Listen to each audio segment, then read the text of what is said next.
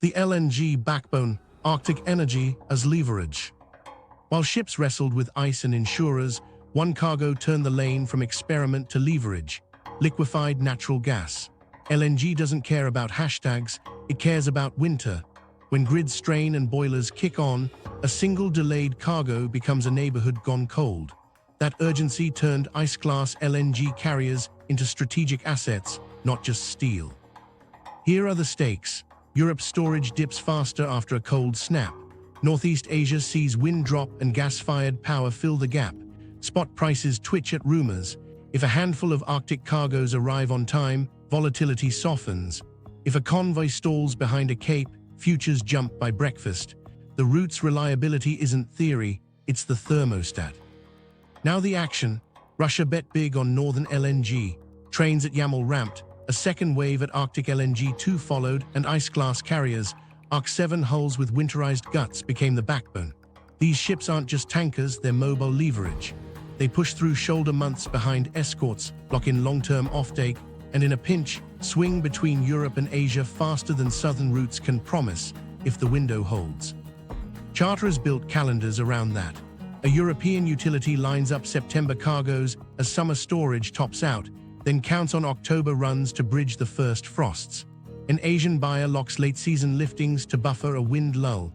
Each assumes escorts show, spoofing stays manageable, and ports don't tilt into shutdowns. Most weeks, it works. The weeks it doesn't echo for months.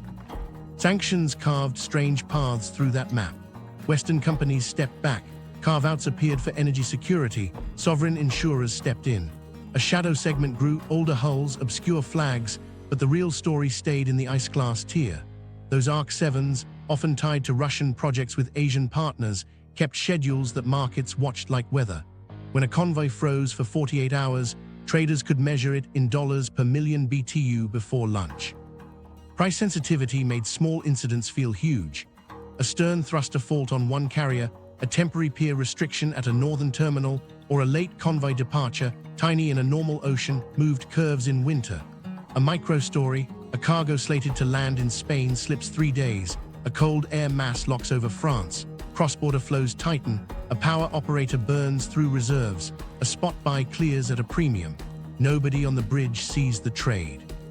Everyone on the trading floor feels the helm twitch. Pipeline versus maritime leverage tilted too. Pipelines lock you to neighbors and politics. LNG moves the game to ships and slots.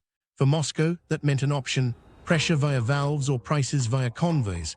A slow convoy can be explained by ice, safely deniable and still effective. A fast conv, timed for market optics, can calm prices and build credibility with buyers who remember which cargoes didn't fail them. Hedging tested its limits. Some buyers booked swap options and flexible destinations, thinking they could reroute south if the north misbehaved. Then reality bit. An Arc-7 hull can't just pivot to the Suez in late October without burning schedule and fuel, and a replacement ship might not be ice-class for the return. The hedge looked neat on a desk and bent under polar night. Insurers watched with calculators. Every near miss and every spoofing flare added a premium tick. War risk labels hovered at the edge of the map, clauses multiplied for active U zones. A single season with 2 notable delays and 1 minor incident, even without hull loss, could reprice an entire winter. Reinsurers talked about correlation, weather, yield, and infrastructure hiccups moving together, and charged for it. Meanwhile, state-backed carriers widened the gap. Sovereign insurance, guaranteed access to escorts, and deep maintenance budgets meant their schedules held better. A private operator with thin margins blinked at a barometer drop. A state operator rolled behind a nuclear icebreaker with a pilot who knew every eddy. Markets learned to weight flags and partners in models, not just hulls and dates. Impact cascaded beyond LNG. Petrochemicals and fertilizers hitch rides on gas price expectations. A delayed Arctic parcel nudges ammonia margins. A rescheduled conv ripples through shipping availability in the Atlantic. Logistics managers start booking earlier, paying more for reliability, and writing contracts that prefer southern routes, unless a known ice-class fleet can prove a narrow window with documented backups. Predictability wins, even when it costs more on the ledger and less on the nerves. Here's the twist. The LNG backbone doesn't need to dominate volumes to shape leverage. It only needs to matter at the edges, those coldest weeks when demand spikes and storage lies. In that slice, an Arctic cargo is worth more than its tonnage. Its policy in a tank. A buyer who can count on 2 late September lifts through the north has bargaining power in August talks. A seller who can credibly deliver through early October holds the microphone when markets get loud. And remember the convoy at the top, the ghost GPS shift, the vanished stern light. When that happens to LNG in winter, the push and pull isn't just commercial. It's political pressure overlaid on a frozen map, which is why every party with skin in the game keeps one eye on ice forecasts and another on permits, pilots, and the quiet hum of arrays under the sea. The backbone holds until it doesn't, and everyone prices the possibility. Case study, a conv, a spoof, a stall. They launched at dusk to beat a pressure ridge forecast. 4 ships tucked behind a nuclear icebreaker, 2 ARC-7 LNG carriers, a multipurpose freighter with turbine housings, and a smaller product tanker added late when a slot opened. The stakes were stacked. 1 LNG cargo was hedged into a city's peak demand week. The turbine housings had penalties if the plant missed its installation window. Insurance riders expired in 6 days. A polar low spun at the edge of the chart, like a rumor with teeth. For the first 12 hours, it worked. The escort carved channels through rotten flows, pushing brash aside in a rolling wall. The convoy paced a steady 7 knots, then 8. On the freighter's bridge, the mate logged barometer drops and watched the stern light ahead dip, vanish, and reappear through streaks of ice fog. The pilot murmured distances in a calm voice, a metronome in gray. Then the first nudge, course over ground shifted 2 degrees right with no helm change. The icebreaker's AIS plot stuttered, then jumped 50 meters off the lead. The mate cross-checked radar, which painted true. GNSS insisted the convoy was drifting toward a shoal fringe they'd been cleared to avoid. The pilot told them to hold the escort's wake. The captain ordered radar ranges to the flow edge and kept the Doppler bottom track as the truth. The log filled with screenshots. Radio chatter thickened. The tanker's bridge reported losing 3 AIS contacts. The icebreaker's voice cut through, maintained spacing, tightened to 3 cables, no independent maneuvering. Behind the clipped orders was something else, delay. The escort had slowed, then slowed again. A satellite call went ashore, and 10 minutes later the icebreaker announced a corridor adjustment. Nobody argued. They fell into line like beads on wire. Second hit, the polar low arrived early, a snow wall that erased the horizon. Wind funneled through a cape and compressed the pack. Growlers rode low in the churn, impossible to see until they thumped the hull. The freighter felt a dull knock to port. Down below, the steering gear monitor flickered. The chief engineer called up. Rudder response is slow to starboard, checking hydraulics. The captain asked for a test swing. The wheel lagged, then caught. Acceptable in open water, dangerous in a line of steel in ice. The escort reprioritized. The tanker, light and skittish, needed shepherding. The LNG carriers had the mass and the kit. The freighter sat in the unlucky middle, heavy enough to plow brash, not agile enough to dodge a wayward flow if spacing collapsed. The pilot recommended tightening formation. The captain asked for permission to drop astern temporarily to work the rudder. Denied. Maintain position in convoy. Communications degraded. VHF hissed. The backup sat phone dropped twice. The icebreaker's corrections came clipped and more frequent. Adjust starboard 10, now port 5 reduced to 5 knots. The mate's pencil blunted from constant plotting. GNSS drifted again, this time sliding them outside the approved corridor on paper. The inertial held steady. The captain ordered continuous screen capture. He'd need a trail if a claims manager later called it deviation. The tanker called a near miss. Rudder yawed, stern swung, spacing shrank. The LNG carrier ahead bled speed to avoid a nudge, dominoes in slow motion. The freighter took another hit under the quarter, a growler shearing a steering gear line bracket. The chief's voice lost its calm edge. Pressure drop on starboard circuit, switching to port pump, we've got a weep. The captain radioed the escort, request temporary shelter to effect repair. Silence stretched, then a flat reply, negative, maintain. Weather window closing. Impact cascaded. The convoy slowed to 3 knots, then held position as the escort radioed a safety pause. Engines idled, hulls hummed, and the pack pressed in. 40 minutes became 90. The freighter's steering held on the backup pump. The chief rigged a temporary brace with steel strap and prayer. The LNG carriers watched boil-off calculations tighten. Every hour lost at slow speed burned fuel they had planned to regasify. A trader ashore watched a winter curve tick upward. Onshore, insurers reacted faster than the ice moved. An underwriter issued a notice. Due to confirmed GNSS anomalies in the sector, war risk and navigation exception clauses under review pending incident reports.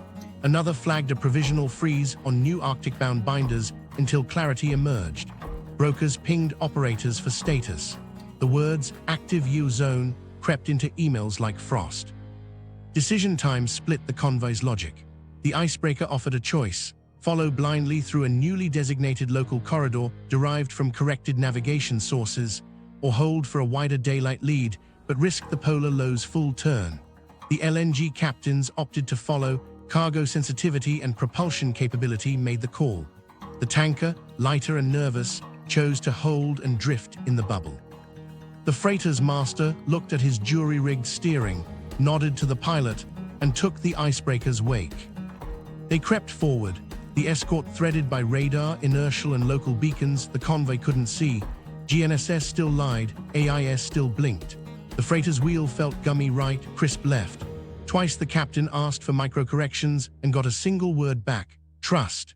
He did, because there wasn't an alternative that didn't end in steel and ice arguing about physics. After 6 hours, they cleared the worst of the pack. The polar low slid east. The tanker, which had held, now needed priority to exit a pressure squeeze forming behind a cape. The escort reverse sequence, nudging it out like a hand reaching into a grinder. Total delay, 16 hours. The LNG carriers reworked arrival windows.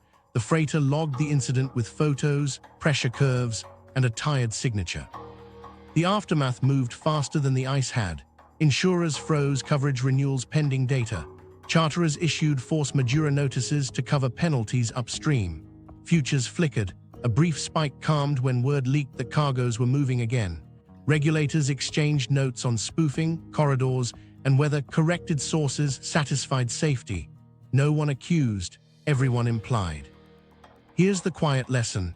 The convoy didn't crash, nobody died. The system worked the way it was built to, under someone else's navigation, under weather that didn't read forecasts, under insurance that blinked the moment signals bent. Reliability didn't fail spectacularly. It failed by degrees, long enough to move prices, rewrite clauses, and teach captains which voice matters when the horizon disappears. The false boom, shipping dreams versus hard limits. By the time the convoy cleared and the paperwork caught up, a different story was forming onshore: charts with up arrows, presentations with glossy renders, and a phrase that wouldn't die: the new Panama. It sounded inevitable. Then the numbers sobered up. Here are the stakes. Investors want scale, ports want throughput, politicians want ribbon cuttings that mean jobs and leverage. But the lane doesn't behave like a canal with locks and schedules. It's a seasonal artery with fragile muscle. If capacity plateaus below the hype, the market's patience runs out first. Now the action. Throughput rose in good summers, peaked in September, and then hit a ceiling. Convoys stack, escort availability pins the pace. The shoulder months refuse to stretch cleanly. Even in fair years, seasonal caps hold like guardrails. Shaving days in August doesn't mean doubling volume in October. The lane stays narrow when stories say it's wide. Fleet reality bites next. Ice class hulls aren't plentiful. Building them takes time, specialized steel and shipyards that can winterize systems and integrate navigation suites for contested signals. Order books balloon, backlogs stretch, delivery dates slide right. Meanwhile, qualified crews are finite. Polar code training isn't a one-week seminar. The result is a slow ramp that can't meet the curves in pitch decks.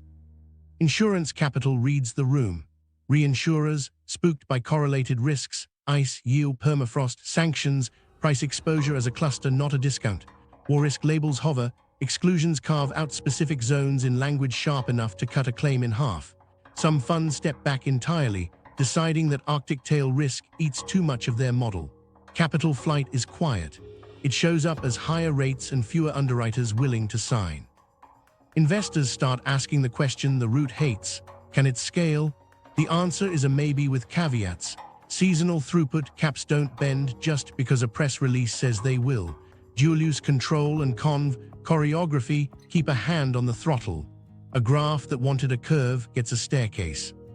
Environmental and social limits add friction. Indigenous communities insist on consultation, windows that respect seasons, migration, and subsistence. Courts listen. Environmental rulings clip projects that assumed permits would glide. Each is a rightful constraint. Together, they extend timelines in a place where timelines already stretch thin. Here's a micro story. A fund manager sits through a deck that promises doubling transits in 3 years. He flips to the appendix and finds the choke point, escort hours. A footnote notes subject to ice conditions, pilot availability, and corridor adjustments. He looks up, asks about reinsurance commitments for shoulder months. The presenter glances at a colleague and says, "In discussions." The meeting ends on a handshake. The allocation never happens. The narrative cracks. The new Panama metaphor doesn't fit water that freezes and thaws on its own schedule, governed by permits you don't write and escorts you don't command. This isn't a constant toll road. It's a niche corridor with high fixed costs and narrow windows. That niche can be profitable for those who own the inputs, icebreakers, pilots, sovereign insurance, but it's not mass transit for global trade. Meanwhile, second-order effects pile up. A year with 2 shoulder-month hiccups pushes shippers back south for the following year, even if the ice looks kinder. Container lines, allergic to variance, stop pitching Arctic loops to customers who value predictability over distance. Bulk and energy, more flexible, keep probing, but only with the best hulls and the deepest pockets. The mid-size carriers chasing thin margins quietly leaves. Pricing reveals the truth. Charter rates spike for a handful of ice-class hulls, then stall when insurance nudges premiums out of profit range. Financing dries for speculative builds that can't guarantee year-round earnings. A few state-backed projects proceed. Governments absorb shock better than spreadsheets, but private capital insists on returns the Arctic refuses to guarantee. Impact lands as a reset. The route doesn't vanish. It becomes what it always was beneath the hype, a strategic seasonal option with outsized political weight and limited commercial scale. Russia and China can make it work for their aims because they own pieces others rent. Western carriers use it sparingly when contracts and weather align. Everyone else watches the highlights and reads the footnotes. What nobody knew during the boom headlines was how stubborn the hard limits would stay. Seasonal caps don't care about enthusiasm. Crew pipelines expand slower than order books. Reinsurers remember every incident longer than a news cycle. And every year the narrative overpromises, the next year's money trickles in warier. Here's the twist. In that gap between dream and ceiling, escalation risks step forward. When volume can't rise, leverage tries to. Control becomes the growth strategy. And that's when a route sold as a shortcut turns into a pressure point, priced by scarcity, policed by those who hold the keys. Tripwires, accidents, misreads, and military bleed-over. While investors argued scale, the map accumulated frictions you can't spreadsheet away, near misses, misunderstood signals, and military shadows drifting into commercial lanes.